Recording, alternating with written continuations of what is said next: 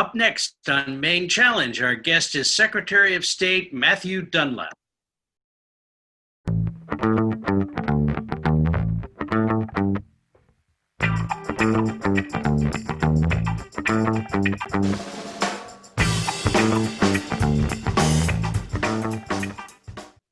And hello and welcome to Maine Challenge on Lincoln County Television, a production of Lincoln County Indivisible.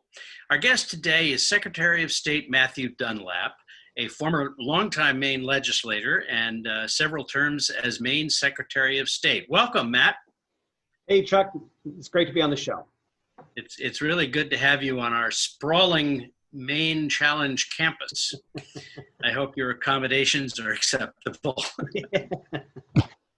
Well, you're in a hot seat these days for a whole lot of reasons, and hopefully we'll grab a few of those. Most people I talked to agreed with the decision to move the primary election from its date in June to the 14th of July, Tuesday, the 14th of July. I'll just keep repeating that if you'd like me to. And I'm wondering if you could talk a little bit about how Maine people will vote securely and safely in the primary on July 14th this year. Well, so far, I think it's safe to say the only really major change has been the date, and that's what we anticipate maintaining. We're going to make some final decisions here in the next week or two about what the disposition of the July primary is going to be.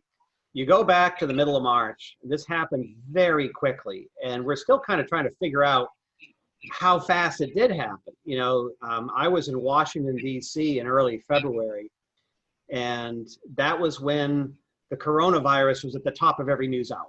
You know, what was happening in China with the city of Wuhan locked down, and then you saw the pandemic begin to blossom in places like Iran and Italy, Spain, France, Germany, and then it made its way to the West Coast with cases appearing in Seattle. And we're kind of watching it, not terribly alarmed, but you know, here it was. And then you know, we were getting questions early on in the run up to the presidential primary on March 3rd. Well, what happens? What preparations would you make in the event of an outbreak? And at that point, we didn't have any cases in Maine at all. So, you know, we answered some very general questions and kind of left it at that. And then we got our first diagnosed cases. And very quickly, the governor responded and the legislature responded. They adjourned the session. The governor was given emergency powers, declared a state of civil emergency. My daughter just finished up her first year at the University of Maine, and she was in the pep band and was scheduled to go with the basketball team to a playoff game in Albany, New York. And they canceled it the day they were supposed to leave. And this is how fast this was going on. Then the students were told, you can stay in your dorms over break. You don't have to go home. Don't really want you traveling. And then that turned into get out of here. They closed everything. They shut down the campus. And we began talking about what's the impact going to be on the June primary at that point. So the discussion we were looking at was maybe doing everything with absentee ballots. You know, we have some tools at our disposal that are good tools. And we were talking with the governor about potentially going with an all absentee election and making some other changes as well. And then Julie Flynn called me. She said, I woke up at 3 o'clock in the morning and it suddenly occurred to me, what happens if all the town offices are closed? Who's going to issue these absentee ballots and who's going to process them? And that's when we began to have the more focused discussion on moving the date. So the date was moved to July 14th. We have made no other significant changes other than removing some deadlines around absentee balloting. We didn't make people request them again if they already had, because there's that 90-day window. So if you requested one in February or March, you didn't have to request another one. So everything else seems to be running normally. The steps that we've taken seem to have flattened the curve. You know, it's still out there. It's, you know, we're still seeing new cases. Sadly, we're seeing people pass away from it, but not at the accelerated rate that you've seen in places like New York, in Boston, some other areas around the world where you see exponential growth. So with that working, I think our plan is to run a normal in-person election on July 14th. We're encouraging people to vote by absentee. It's a process we already have in place. And there's been a lot of confusion about the terminology of all mail versus absentee balloting. They're different animals. So we have a tried and true, very accountable system with a chain of custody in place for absentee balloting, and we're encouraging people to make use of that, especially if they have concerns about contracting the virus or spreading it. And it seems to me that the some states are going to all ballot by mail, or at least they're talking about it. And it strikes me that Maine's system is already a well-oiled machine. And if we just think in terms of absentee ballots, what's the best way for a voter to get an absentee ballot? Is it through the state or is it through their town office? It all goes to the town office. We have an absentee ballot request service online, but that request gets channeled to your town clerk. You can pick up the phone and call your town clerk. You can send a relative down to City Hall and have them fill out a form for you. So it's pretty easy to get an absentee ballot. There is an application process, and that's important. One of the things that has been kicked around by a lot of the advocates is, why don't we just simply send an absentee ballot to every registered voter? Well, that is a bit of an issue because people move and they don't update their voter registration addresses. I had a state representative after the last election cycle contact me and say, I think there's a problem with the central voter registration system. And they had used their copy of the voter file legally to send out a mailing to all their constituents. It was in a somewhat urban area. And about 700 of these letters came back. This is in March, like 3.5 months after the election. So I said, bring them to me. So I bring this grocery bag full of return mail, and we take stacks of them and we put them in front of the computer and we run through the CVR. 100% accurate. Every address was what we had in the CVR. So what we learned is that people in that area tend to move a lot. They live in an apartment for 2 or 3 months and then they move somewhere else. It's a rather stressed population base, really. And with that example behind us, the idea, and this is where, the currency of the president's claim that vote by mail is open to fraud is rooted in. It's not, but if you send live ballots just out into the ether without any understanding of who's getting them and who's returning them, you lose control of the chain of custody. And that puts you at risk, really, at least in perception, if not in reality. Do you anticipate that there will be polls open and voting taking place in every town? Oh yes, we do. And in fact, even if we had decided to go to something like an all absentee election, that was going to be the case, simply because you have people with disabilities, whatever that means. I mean, it may mean a mobility issue, it may mean a visual issue, people with dexterity problems, they can't hold a pen to mark a ballot. We have technology in every polling place, as the accessible voting system. And, and plus we have election day registration. So even if we went to all absentee, you'd have to have some place where people could update their voter registration or register new, and people with disabilities have access to that system. So it would be all absentee with a caveat, but at this juncture, we anticipate having polling stations open. I know that we've been getting a lot of questions from towns about that, about the availability of poll workers.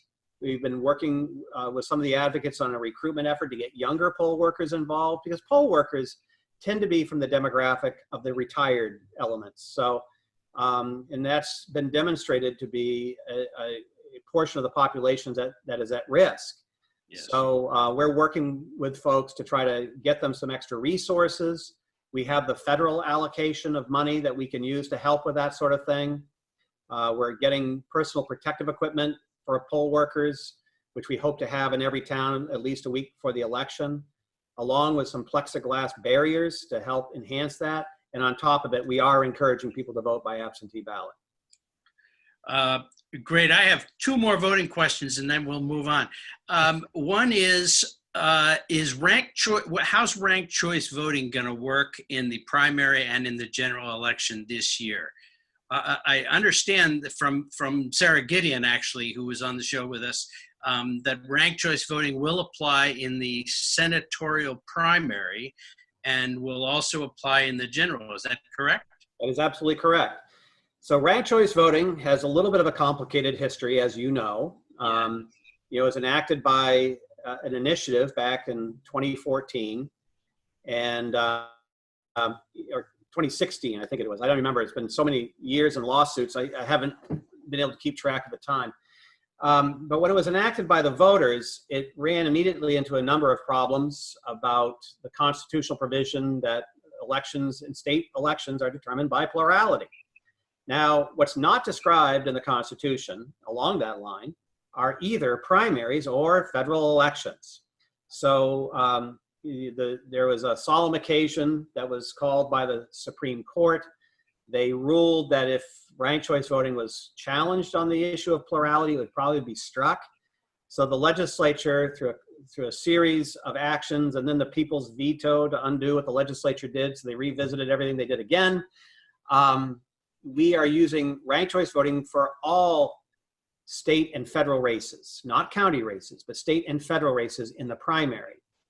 And we are going to use it for all federal races in November, providing that the people's veto that's currently being circulated now to not use ranked choice voting for the presidential race, assuming that's not successful. If they successfully gather a minimum of 63,067 signatures, that would put a stay on the effectiveness of the law until such time as we could certify the effort. And if we certify the effort within 30 days, then the stay would remain in effect and we would not use ranked choice voting for the presidential race in November, but we'd have a straight up and down vote about use of ranked choice for the presidential election, for the general election. So it's a little complicated, but yes, we are going to use ranked choice voting for the congressional race and the Senate race for sure in November, but we will not use it for legislative races in November. Thank you. That's an interesting challenge for people who like to stay up on this stuff. Final question, and this is this could be, you could make this a yes or no if you wanted to. Do you have any concern about Maine voting machines getting hacked? No, I have no concerns categorically, and this is why. There's nothing to hack. What the machines, they're not actually voting machines, they're tabulators. The unwobbling pivot upon which the entire system turns is that paper ballot that a voter receives and marks with a felt pen. No matter what happens, you always have that ballot to lean back on. And when we were looking at different technologies now 15 years ago around accessible voting and other systems after the passage of the Help America Vote Act and the funding of it, there's a $20 billion funding mechanism. And there's a lot of interest in going towards more rapid technology that would tabulate things more swiftly, along with things like instant runoff voting, which is an electronic version of ranked choice. We looked at the technology and we thought, if you have a question about the outcome of the election, you want to be able to do a recount. So we should stick with paper ballots. And every time I think about that, I feel like I should go to a church and light a candle and Thanksgiving for making that decision, because it really has paid off for us in terms of maintaining the accountability and integrity and legitimacy of our elections process. The tabulators they're programmed by precinct. They're tested by precinct. They have no connectivity to the internet whatsoever. In fact, the programming is sent on a memory stick that's sent through the mail. It's not downloaded. And again, if there's a question about that, you got the original ballots. So when we do ranked choice, we are actually taking scans of the ballots from the tabulators. They don't read the bubbles. They scan the entire ballot. And when we run the ranked choice algorithm, it's really just a simple sorting Excel spreadsheet is all it is. We've had a couple mathematicians replicate what we've done and come up with the exact same results, which is what you want. And when we do the rankings, we just simply scan all the hand count ballots through a high-speed tabulator and take all those images, run them through the system, and that gives you your rankings. But that's all based on the paper ballots. The only connectivity that those tabulators have to the outside world is the 120-volt AC plug that goes into the wall, and that's it. There's no ability for Russian military intelligence to get into them. Well, there's another reason, as if I needed another reason. There's another reason that I'm glad I live in Maine. Thank you for that answer, although it was more than a yes or no. I hear today that there's a new announcement, and I didn't study it carefully, but there's a new announcement concerning car registrations. I know that the Secretary of State's office doesn't just handle voting issues. There are a few car registrations and licensing issues. And is there something new about car registrations that we should know? Yes, we have been working with the governor's office very closely on these issues. And of course, with the emergence of the civil emergency, we had a couple of scares on our own office about potential infections. We sent everybody home. We closed down the offices. The city of Portland actually asked us to close our Portland branch before we actually closed it, because they were locking everything down in Portland. So with the closure of the offices, that deprives citizens of those services. And you also had a lot of town offices closed as well. So we came up with a couple of different mechanisms whereby people, first of all, if your registration or your license is expiring during this time, it's automatically extended for 30 days beyond the extent of the civil emergency. And also, you have those situations where people get involved in private sales. They buy a car from a neighbor. They don't have access to pay excise taxes. They don't have access to get plates or stickers. We actually provided a letter for folks that they could keep in their glove compartment if a law enforcement officer pulled them over because they didn't have any plates on their vehicle, to show that this is, strange time. So that the executive order has actually been amended because now towns are starting to reopen and we're giving people some different deadlines to get that work done. We did a press release about it, I think today, and we're working with the governor's office and the towns. Because the towns, they obviously have an interest in helping people comply with the law. Everybody's revenues are down, so excise taxes are greatly welcomed in these communities. So we're working with the towns on getting those things expedited for them and hopefully begin to come out of the shutdown period. Well, thanks for all that you're doing in that regard. I know you have a pretty complicated job. And one thing that if I was at the corner bar launching one with you, I would definitely be asking you, so I'll ask you now, about the voter commission, the federal voter commission that you served on with Secretary Kobach under the direction of Mr. Trump. And I understand you played kind of a key role in that, and I was wondering if you could tell us a little bit about that.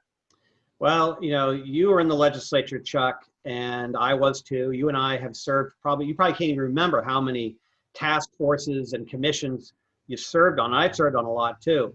But this was the weirdest experience of my professional career, and I won't go through the whole Shaggy Dog story, but, it got to the point where it was clear that we had conflict on the commission. I had protested some of the statements of some of the other commissioners saying that, open voter fraud everywhere without any evidence of proof. And I got walled off. I wasn't getting any answers. And because I was the only one that was actually willing to talk to the press called me a lot. And, in September, October of 2017, I wasn't getting any information from the White House. And a reporter said to me, it's like, well, this has happened before and there was a lawsuit and the person prevailed. You ought to think about that. And it's like, I'm not really interested in suing anybody. But then a couple of things happened. I'm trying to keep this short because I know we're coming up near the end, but I got a press report sent to me by a reporter asking for comment. Our lead researcher on the commission the week before had been arrested in Maryland on charges of possession of child pornography, which is a pretty serious offense. We never had heard anything about it. And then I got another email from the Minnesota Secretary of State about a voter fraud advocacy group that was touting how they've been invited to speak to the commission in their December meeting, which was my first indication of a December meeting. So I wrote a fairly strongly worded letter to the commission saying, look, I'm on the commission. I deserve to know who we're talking to, who, what we're working with for information, and what our schedule is, right? And I got a response about a week and a half later saying that they were reviewing my request with counsel. And that's when it got really strange, because then I got an anonymous Facebook message from a friend of mine in DC who said, you need to call me. And I call them up and they say, do you have a lawyer? And I said, do I have a lawyer? Like, yeah, you need lawyers. You can't take on the Trump administration and the Department of Justice by yourself. So I got hooked up with American Oversight in Washington and Patterson Belknap in New York, and they talked me into filing the litigation, which it was really, the strange thing about that, Chuck, was that when I was named to the commission, I got literally thousands of postcards, letters, emails, people urging me to get off the commission. Don't legitimize it with my good reputation. I have a decent reputation. Then that changed when I sued the commission. I got thousands of letters, postcards, and emails urging me to stay on the commission. And when the Washington, D.C. District Court ruled in our favor on December 22nd, within about 10 or 15 days, the president issued a new executive order and dissolved the commission. The documents we got showed that they had already started writing a report, even though we'd only had 2 meetings and it really gathered no evidence. So it was a bit of it was a real disappointment, actually, because I thought we had an opportunity to answer some serious questions that had been asked about voter misconduct and systemic issues around the country, and that was not allowed to happen. It was easier to have high hopes about the administration back in those days than it is now. Unfortunately, it was, yeah. Do I understand correctly that you have reached your term limit?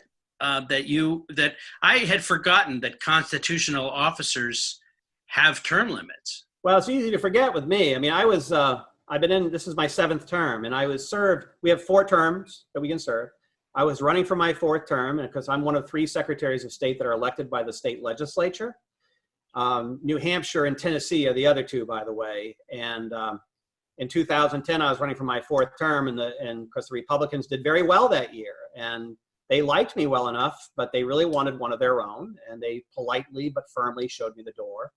And I went out into the world for a while, and after 2 years, it looked like we were going to take the majority back, and I was approached by a number of legislators who said, geez, we'd love to have you back if you're willing. And it took me about 4 months to make that decision, and I'm glad I did. And so now I'm in my 4th consecutive term. So in January, Maine will be swearing in a new Secretary of State. And it's in these times, it's something I'm actually kind of looking forward to. Are you able to give us any clues about what's next? I'm not, because I have no idea. We've been so focused on managing things through the pandemic that I haven't had an opportunity to have any conversations about new things. And realistically, I think it's going to be very difficult because it's a very tough world right now, and people aren't hiring middle-aged former politicians. But the good news is, I've been very careful. I've been able to pay all my bills, and the only thing I am concerned about, my daughter's in college, and I want to help her as much as I can. So I'm too young to retire, and I still have some things I want to do. I really want to help people. I love helping people. What I've always loved about this job, and I know you can share that. The great thing about public service is that you can help people. Yeah. And so I want to continue to do that somehow, support a good organization, and we'll see where it carries me. I really don't worry about it. Well, I hope you take a little time off so that you don't have the phone ringing every 2 seconds, and get a little time off between this and your next adventure. But I will say that I really appreciate your service as Secretary of State. You've done really well. I've really enjoyed working with you when I was in the legislature. And I think you've done a great job, and you will be missed, but it's also exciting that you're on to whatever the next adventure is. Well, today actually was the last day of my canceled vacation, so I am looking forward to taking some time off. Do you think term limits are a good thing for constitutional officers? Term limits are a mixed bag. They do provide opportunity to people that would, I'm a beneficiary of term limits. Dan Gwiadoski was termed out in 2004. That's what opened the door for me to be elected Secretary of State. It works the way it was designed, but I don't think the designers had the intention that has borne itself out, which is to really carve away the power of legislative leadership. Right. And you see things drifting here and there. I think probably the most common phrase, and this is not an indictment of any presiding officer that I've served with, but the most common phrase you hear from the rostrum often is the chair is in error. It's very difficult to learn everything you need to learn to be a legislative leader in that short amount of time. In the old days, you served 10 years before you were even a committee chair, let alone run for leader. I was a committee chair my second term. Sarah Gideon, who's been a very strong speaker, was speaker her third term. That was unthinkable just 20 years ago. So it has good things about it, but it has a lot more institutionally bad things, I fear. What's the greatest challenge, in just a few words, because we're just about done, but what's the greatest challenge that you have faced as Secretary of State? The worst thing I have to deal with are families of young people who are killed in stupid crashes. And the one thing they want is the one thing I can't give them, and that's their loved one back. Understand. Well, we've just about run out of time. I didn't think it was going to be full of gaps and no information. I knew it was going to be a lively half an hour, but thank you so much for taking part in Maine Challenge. Our guest has been Secretary of State Matthew Dunlap of Old Town. Is that right? Old Town, that's correct. Old Town. And we thank you very much for participating. And I will also say to our viewers that the Secretary of State's office is always available and accessible. And I have always had a very good experience dealing with that office. And a lot of that credit goes to the Secretary of State, Matt Dunlap. So thank you, Matt. And thank you all for watching Maine Challenge on Lincoln County Television, a presentation of Lincoln County Indivisible. See you next week.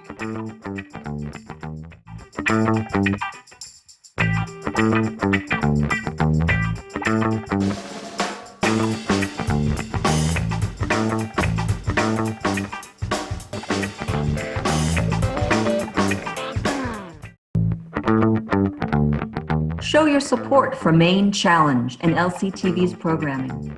We're all about community. Please go to lctv.org to make a contribution. Your support makes us stronger together.